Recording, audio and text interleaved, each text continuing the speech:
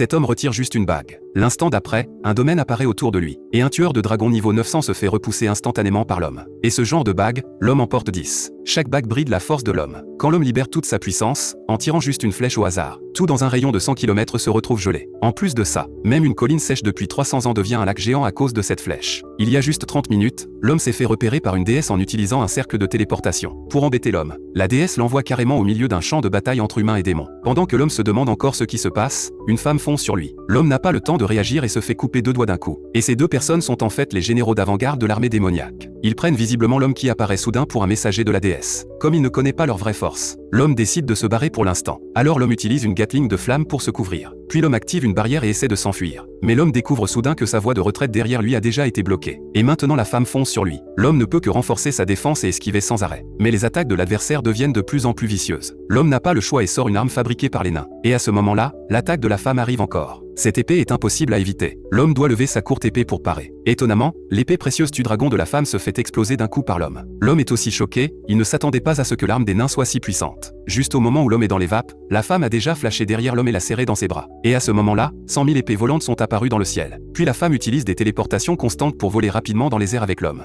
Arrivée à une hauteur mortelle, la femme lâche l'homme. Ça rend l'homme super furieux. Alors l'homme tire sans arrêt de la magie de flamme vers le bas depuis les hauteurs. Et cette scène choque complètement les armées humaines et démoniaques au sol. Puis l'homme retire toutes les bagues qui bridaient sa magie et lève un arc. Les 2 personnes au sol sentent instantanément le danger de mort. Ensuite l'homme relâche la corde de l'arc. Une énorme flèche d'eau perce les nuages et fonce vers les 2 personnes. Et l'homme utilise aussi la téléportation magique pour partir à ce moment-là. Quand la flèche d'eau tombe, la guerre entre les 2 races est forcément interrompue. Et la colline qui était sèche à l'origine devient aussi un lac énorme. Même si les 2 généraux d'avant-garde échappent au désastre, ils paient aussi un prix élevé.